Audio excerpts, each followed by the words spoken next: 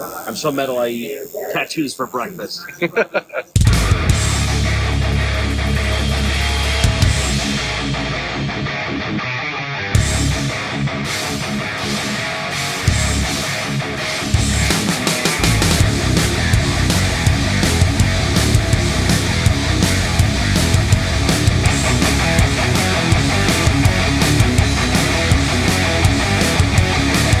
Hey guys, Metal Jesus here, and welcome to part 2 of my epic 2,000-mile road trip across 4 different states.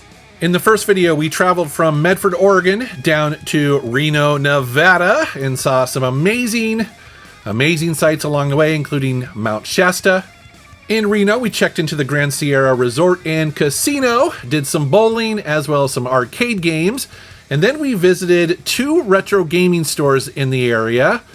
That was really fun. Plus, we also went to the Reno Public Market and checked out Junkie Clothing Exchange, as well as ventured down to Lake Tahoe for more beautiful scenery. These videos are full of that stuff, and so if you missed that video, you're definitely going to want to check it out.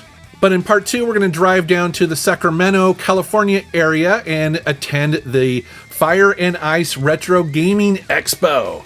This is a brand new expo in the area, and I found some really cool stuff I'm going to share with you at the end of this video. So, let's take a look.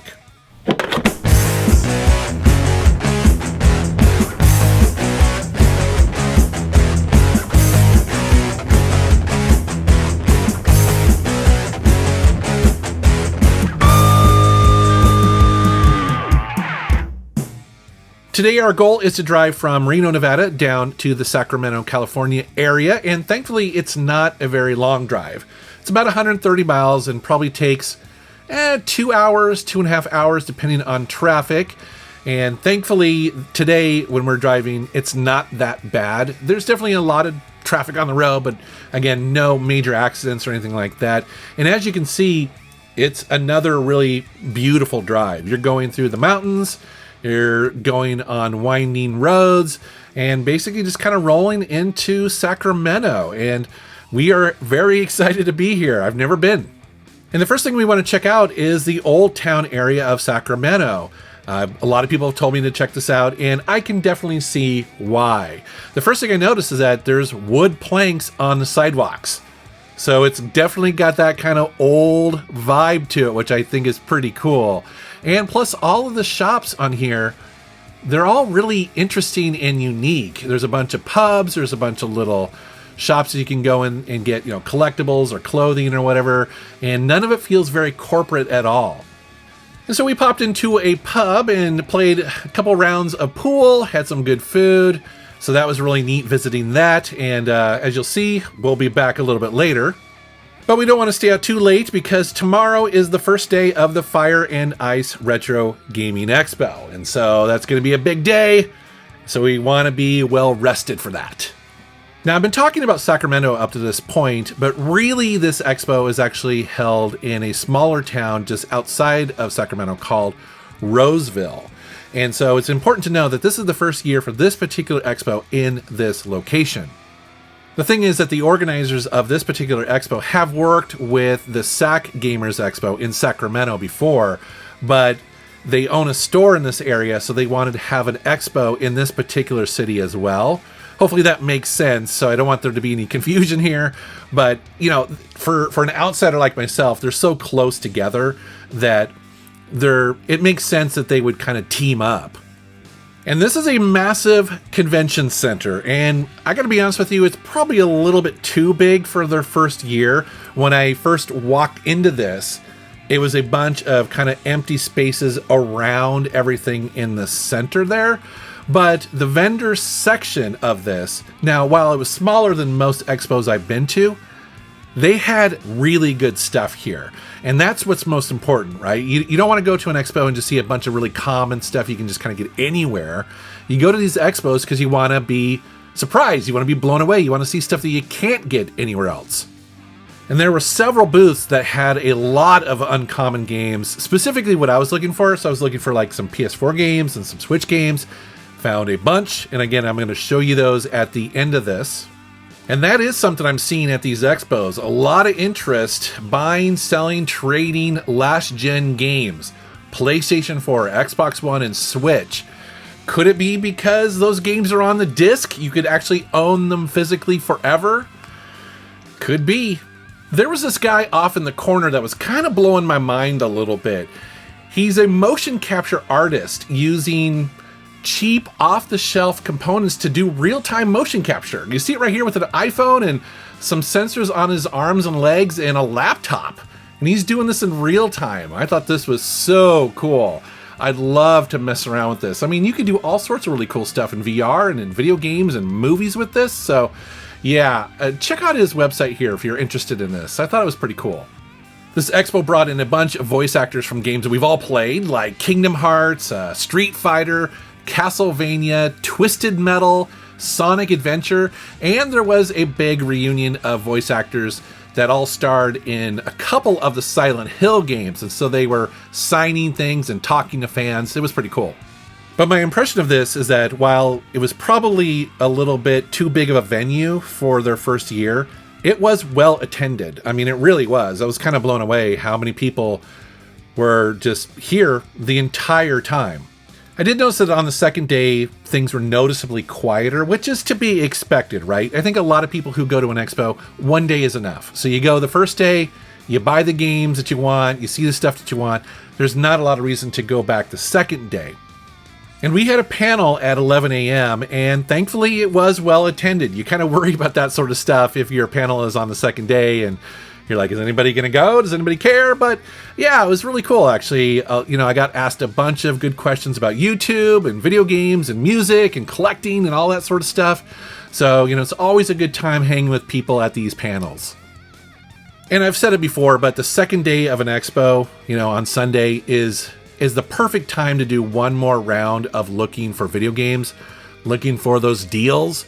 None of these vendors want to take this stuff home, right? They all bring it there with the intention of selling it. And so that's the day.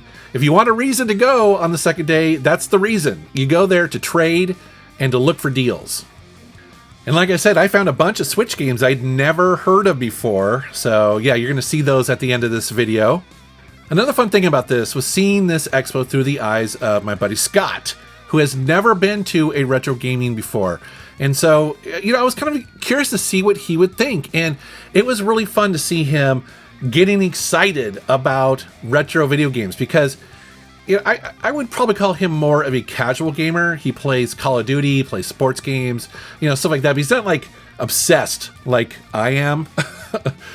And I really appreciate that. So, it was interesting because while he was there, he actually bought the first physical retro cartridge games that he had as a kid, and I could see that look in his eyes, how excited he was, and he immediately was like, okay, how do I get these connected to my television? I mean, he went through all of the steps of video game addiction all within a weekend. It was pretty funny to watch.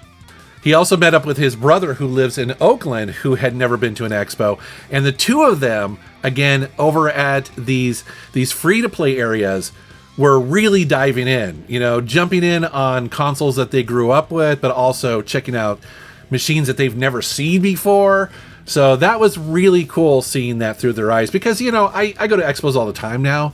And so I'm not jaded, but I've also seen a lot. And so it was really funny and cool to see those two really getting excited.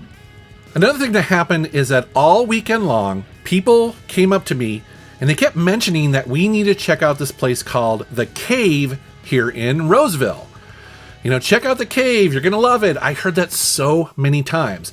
And I got to be honest with you, having spent some time visiting the other retro gaming stores and now spending an entire weekend at an expo, I was like, really? Is it going to be worth it? Well, here's the thing. We realized that it was pretty close to our hotel. And so on the way back from the expo, we decided to check out The Cave. And I got to be honest with you, this store is amazing. Yes, they've got a decent video game selection, but then they have an entire room dedicated to music and vinyl records, and another one to vintage clothing and concert shirts.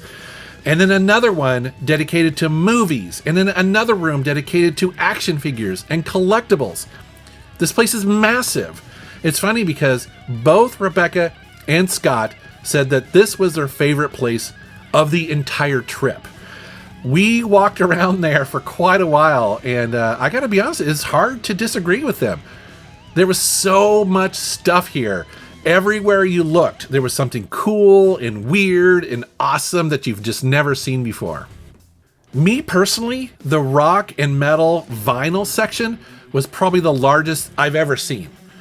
I mean, it just went on and on and on.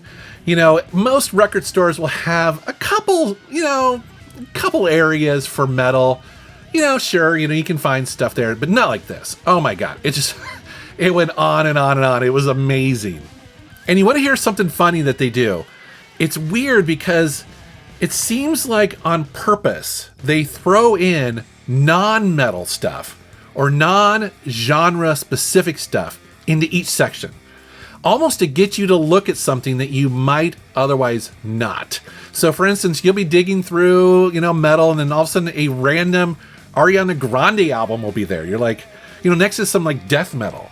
And you're just like, what is this doing here? But it's not just isolated. Like, it's almost intentional. I'm not entirely sure what's going on here. So it's pretty funny actually, because you may actually bump into something and just be like, okay. I mean, I didn't buy an Ariana Grande album, but it was kind of cool to see because it happened all throughout this. So I wonder if they do it intentionally. Another thing that happened while we're in this area is that Scott and his brother went to a baseball game. When originally he came up to me, he's like, dude, we're going to go check out this baseball game. Do you want to come? I was like, oh man, I got some other stuff I want to do. But he was pumped because I guess the Cleveland Guardians and the Athletics were playing. And it was in the AAA park in Sacramento. And he was all excited because I guess it's like bobblehead giveaway day. And again, I don't know anything about baseball, but I could see it in their eyes that they were so pumped for this. And so they went to this baseball game. And yeah, that was a really cool little moment for them as well. And then the next part of this journey is going to be us heading over to the Pacific Coast and winding our way up Highway 101, taking in some beautiful scenery in the last part of this road trip. But I need to share with you some of the pickups I got, including these random Switch games. None of these I had heard of before. It's amazing to me how many games came out on Switch and how many of them actually got a physical copy. So at this point, I haven't actually played a lot of these yet, so I don't really have a deep, review of any of them, unfortunately, but I will in a future video. But I want to show you some of the things that I got, including a random PSP game. You guys know that I'm going for a complete North America collection, and I did not have this one where it has this cardboard case over it here for Kingdom Hearts. So I saw this, great condition, cheap game, so I picked this up. At the Expo was a table for Audacity Games. This is the ex-Activision developers that have, in recent years, been making new games for the Atari 2600, and this is their latest one called Casey's Gold. And I saw this, and I was like, I love my Atari 2600, and new games for it I have to pick up. And again, I haven't played this yet, but I'm looking forward to it. I'll cover it in a future video with Reggie when I, pickups with him. A fan came up to me and gave me this. I guess it's a bootleg MVS game. I had to tell him though, I was like, dude, I don't have this Neo Geo console in my game room. I can't actually play this. But he said, don't worry about it. It's a bootleg. It's not very expensive. So he just wanted me to have it, which, okay, that's cool. Somebody recommended that I check this out. It's called Pressure Overdrive, and this is kind of like a special edition of it here. And the way they described it is a top-down racing driving game, but it plays more like a shooter. So yes, you do control the car, but you are shooting the bad guys and you're taking jumps and stuff. So it sounded pretty interesting, and so curious to check this out and play more of it. A fan of my channel gave me this. It is the soundtrack to Fatal Fury on vinyl. I love vinyl and I love video game music, so this is very cool. Thank you so much. And then lately I've been buying some VHS movies and concerts. Specifically, my buddy Jesse, he gave me a working VHS player for my game room. And I got to be honest with you, I haven't thought about VHS in a long time, but connecting it to a CRT, it does still look pretty good. And so I've been kind of on the hunt for, you know, random stuff here and there to play on my VHS and my VCR. So that's what these are for. And I mentioned that the Cave sells action figures, and it was hard to walk out of there without at least buying a couple of them. I saw this one for Planet Terror. I love that movie, and this is the one where her leg detaches and she actually has a machine gun. I thought that was pretty cool, so I had to pick that one up, as well as another one for Iron Maiden. There's so many cool Iron Maiden action figures out there, and Number of the Beast is one of my favorite albums from the band. So, of course, that's going in the game room as well. And so that, guys, is part 2 of the road trip going through Oregon, California, and Nevada. And coming up, we are going to be rounding it out on the Pacific Coast Highway, Highway 101. It's going to be beautiful. And in there, we're going to go up to Coos Bay. We're going to check out another game store as well as a music store. We're going to do a bunch of sightseeing along the way. Scott's going to ride a UTV for a while. I'm going to check out some local stuff. It's going to be pretty cool. And then we're going to end in Portland, Oregon. Over 2,000 miles. It's been a good road trip, and it ends on a high note. So you're definitely going to want to be subscribed, because that part 3 is going to be coming very soon. All right, guys. Well, thank you very much for watching. Thank you for subscribing, and take care.